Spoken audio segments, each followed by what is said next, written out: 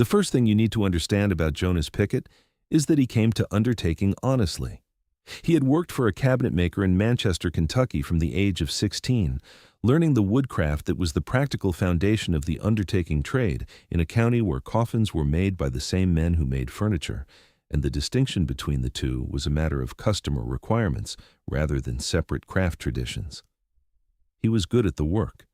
He had a steady hand and a good eye for joinery, and he made the transition from cabinetry to undertaking in his late 20s with the natural progression of a man whose skills pointed in a direction and who followed where they led.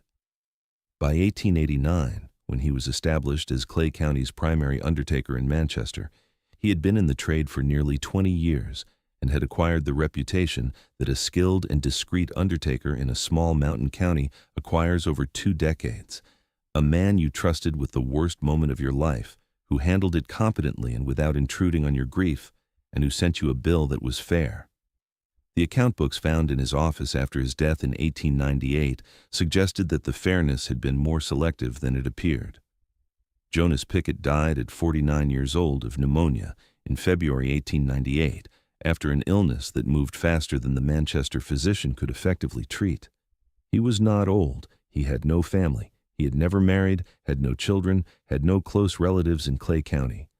The administration of his modest estate fell to the county probate court, which assigned it to a court-appointed administrator named Silas Hartley, who spent 3 weeks in the spring of 1898 inventorying Pickett's property and accounts before bringing to the county judge a set of account books that he described in a letter that is in the Clay County Circuit Court records in Manchester as requiring more than an ordinary accounting before the estate can be properly administered.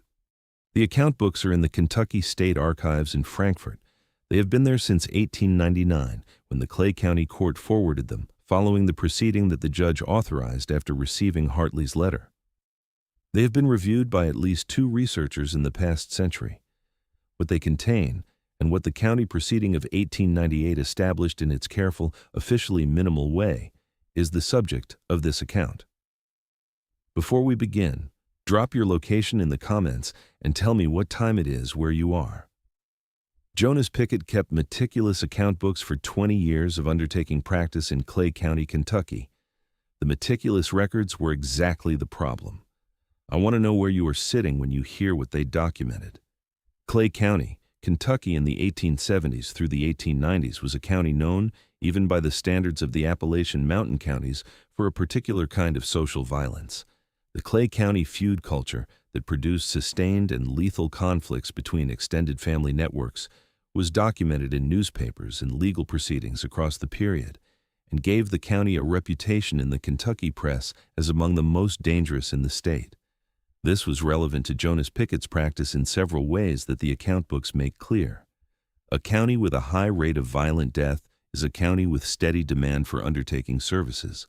A county with a high rate of violent death is also a county where the circumstances of individual deaths are often contested, where the families of the deceased have strong interests in the presentation of the body and the details of the burial, and where the undertaker, the person with physical custody of the dead between death and burial, occupies a position of particular sensitivity in the community's management of its most charged moments.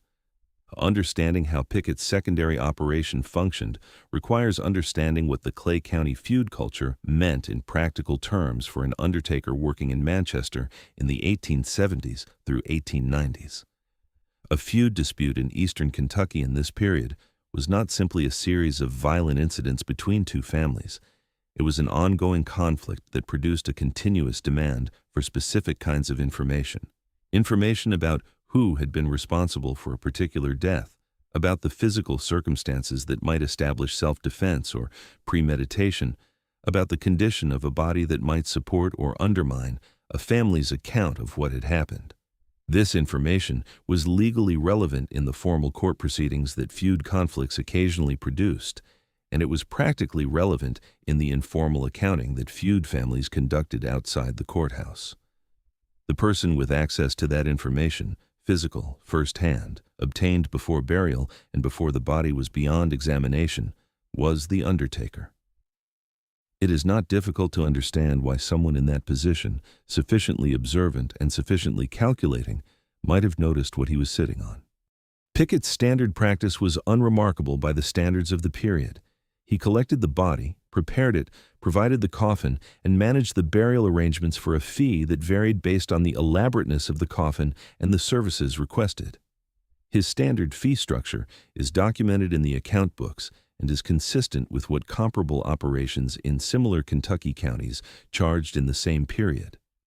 The books are organized by year and within each year by client, and they are maintained with the precision of a man who had run a business for 20 years and understood that good records were the foundation of a well-administered practice. What Hartley noticed when he began his accounting was not an irregularity in the fee structure. It was a pattern in a second column of notations that appeared alongside the standard billing entries, notations that were not standard billing language and that Hartley could not immediately interpret, but that appeared with sufficient regularity and consistency that they were clearly part of a deliberate system rather than incidental annotations. He brought the books to the county judge. The judge brought them to the county attorney. The county attorney spent 2 days with the books before requesting that the county sheriff conduct a series of inquiries that would allow him to interpret the second column notations in the context of specific accounts.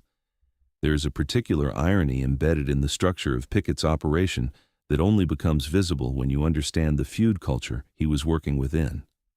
Clay County's disputes were, by the 1880s, being managed simultaneously on 2 tracks: the formal legal track of courts and proceedings, where families sought official verdicts on deaths and disputes, and the informal track of community knowledge and family accountability, where the same events were processed outside any court.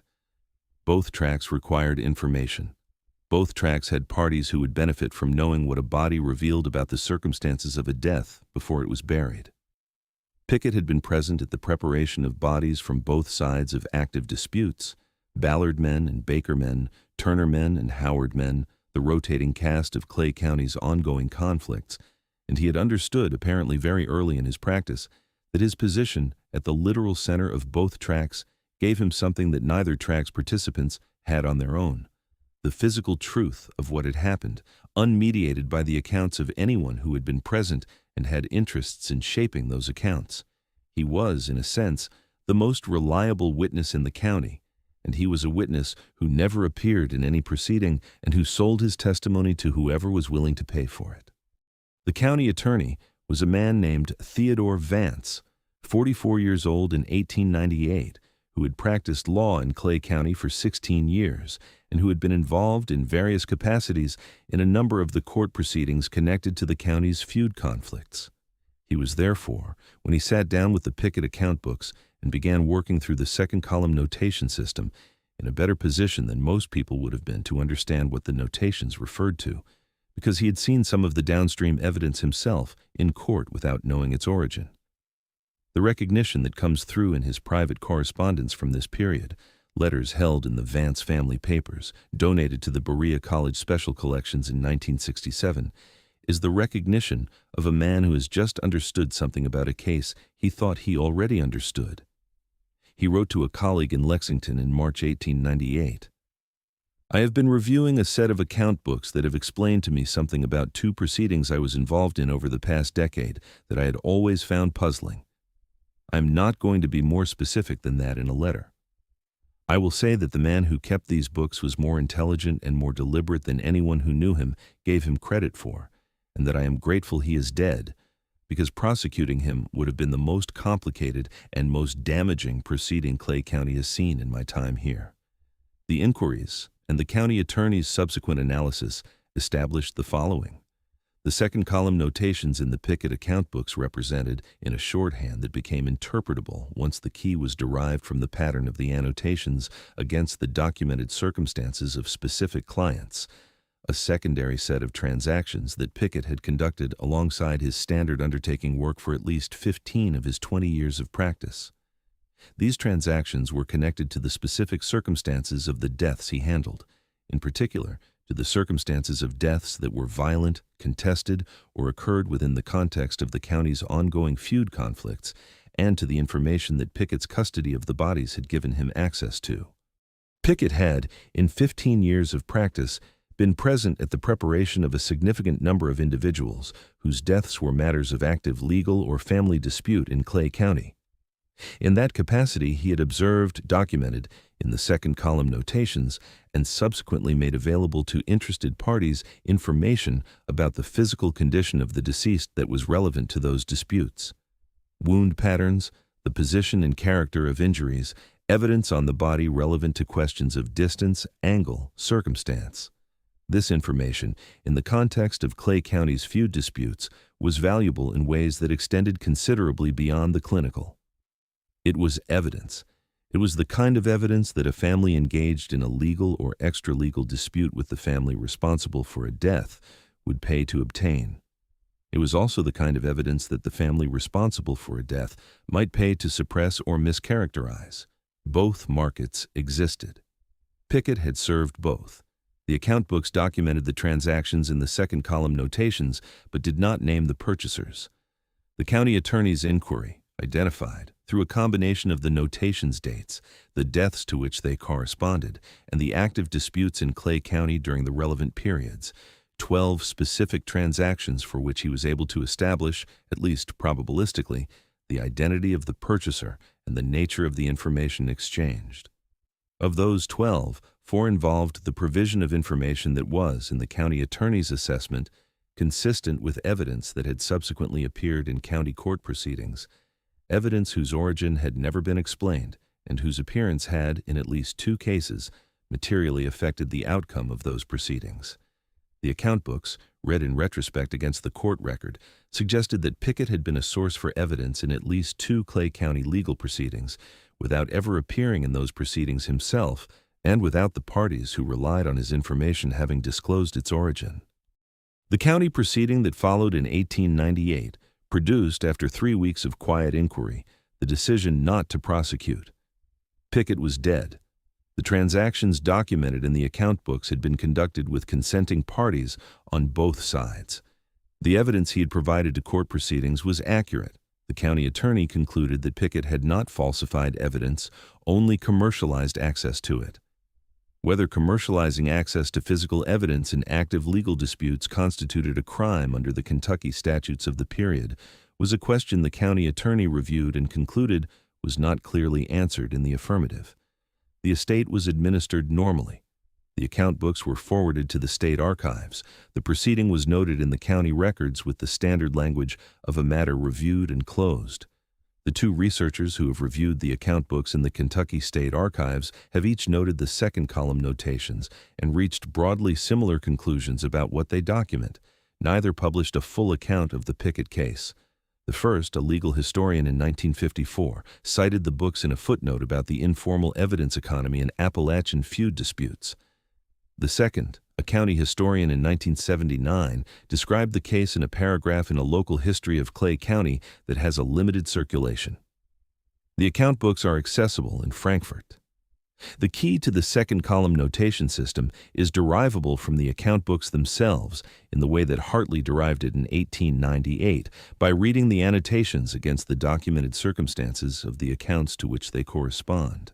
There is one more element of the Pickett account books that Hartley noted in his letter to the county judge, and that Vance did not fully address in his recommendation not to prosecute, which is the question of scale. The 12 transactions that Vance's inquiry identified with reasonable confidence represent the cases where the second column notations could be matched to specific disputes and specific court proceedings. They do not represent the full count of second column entries in the books. The full count is larger. How much larger, how many transactions Pickett conducted in 15 years that Vance's inquiry could not specifically identify, is a question the account books answer in terms of notation count, but not in terms of verified context. The books are in Frankfurt. The notations are countable. The verified 12 are 12. The total count is higher, and the gap between 12 and the total is the size of the portion of Pickett's secondary practice that remains undocumented in any specific transaction record. It represents information exchanged, disputes affected, proceedings shaped by a man who is dead, and whose counterparties in most cases are also dead, and whose descendants have no knowledge of the transactions their ancestors conducted with the Manchester Undertaker. Today, Manchester is the county seat of Clay County, and Clay County remains one of the smaller and more rural counties in eastern Kentucky. The feud culture that had shaped its social landscape in Pickett's era ended through the combination of legal pressure, economic change, and the simple passage of the generations that had sustained it. The families whose disputes Pickett had served as an informal intelligence asset are represented by descendants who have no particular awareness of the role their ancestors' Undertaker played in the management of those disputes. The account books in Frankfort are accessible. The proceeding records in Manchester are accessible. The full picture of what Jonas Pickett did for 15 years alongside his legitimate undertaking practice is available to anyone who assembles it from those two sources. He was 49 years old when he died of pneumonia. He had never married. He had no one who came to sit with him while he was ill, and no one who grieved with much specificity when he was gone. The county buried him from the same church where he had buried so many others and noted his death in the county register with the same spare entry he would have produced for anyone else. He was good at his work. The meticulous records he kept were his professional pride and, in the end, the document of everything the professionalism was covering. It is worth noting, finally, that Theodore Vance's recommendation not to prosecute was based in part on the practical difficulty of identifying the counterparties to Pickett's transactions and compelling them to testify about dealings they had every reason to keep private. The families who had purchased information from Pickett about the deaths of their enemies had not committed a crime by doing so. The families who had purchased Pickett's silence about inconvenient physical facts may have committed a crime, depending on what exactly they had paid to suppress and in what proceedings the suppressed facts would have been relevant. But those families were represented by living members of Clay County's most powerful households in 1898, and Vance was a practicing attorney in that county who intended to continue practicing there. He noted the difficulty of the prosecution and recommended closure. He was not wrong about the difficulty. He may have been making a professional judgment alongside a legal one. The account books do not resolve that question. They simply record what happened in a second column of notations for 15 years in a lockbox in the office of a man who was good at making coffins and better at understanding what the bodies inside them were worth to the people who were still alive and fighting over what had put them there. Until Pickett died at 49, and Hartley found the lockbox and opened it and brought it to the county judge, and the accounting became, at last, accountable to someone other than its author. The books are in Frankfort. They have been there since 1899. The key to the second column is in the books. The full count of entries in the second column is higher than 12. No one has published how much higher. Here is the question that Jonas Pickett leaves behind, and it is sharper than it first appears. Pickett did not fabricate evidence. He did not falsify physical facts about the bodies in his care. He observed what was there, documented it accurately, and sold accurate information to people who had uses for it. The information he sold was true. The problem was not the truth of it, but the commercialization, the conversion of information that he had access to by virtue of a trusted role into a commodity that he sold on both sides of active disputes, without disclosure, to whoever found it useful and was prepared to pay for it. He was, in the county attorney's assessment, not clearly a criminal. He was, in any ordinary ethical assessment, something considerably darker than a craftsman who made good coffins. Was Jonas Pickett a man who looked at his access to the dead and made a calculation about what that access was worth? Or was he a man who understood, earlier and more completely than anyone around him, that information about the circumstances of death in Clay County was a resource as real as the timber or the coal, and who simply harvested it? The distinction between those two things is the distinction between opportunism and design, and the account books, read carefully, suggest that 15 years of consistent, organized, bilateral practice was not opportunism. Tell me in the comments where you land. Tell me whether what Pickett did troubles you more because he was wrong or because he was, within the limits of his world, entirely rational. If these account books and second column notations and the records of men who understood their trusted roles as economic assets are the reason you found this channel, subscribe and ring the bell. The books are in Frankfort. The key to the second column system is in the books. He kept meticulous records. They are the most honest thing he left behind. And here is the final detail worth sitting with. The account books survived because Pickett kept them. He did not destroy them. He kept them in his office through 20 years of practice, methodically updated, cross-referenced in the brass-hasped lockbox that Hartley opened in the spring of 1898. He kept them the way a man keeps records he is proud of. Whether he believed they would never be found and interpreted, or whether the keeping was its own form of satisfaction, a private record of what he had built and how it had worked, is not knowable from anything the record contains. What is knowable is that he kept them, and that they are in Frankfurt, and that the second column notation system is derivable from the books themselves by anyone patient enough to work through it. Pickett left the key to his own account in the account. Whether that was oversight or intention is the last question his books raise, and it is one they cannot answer.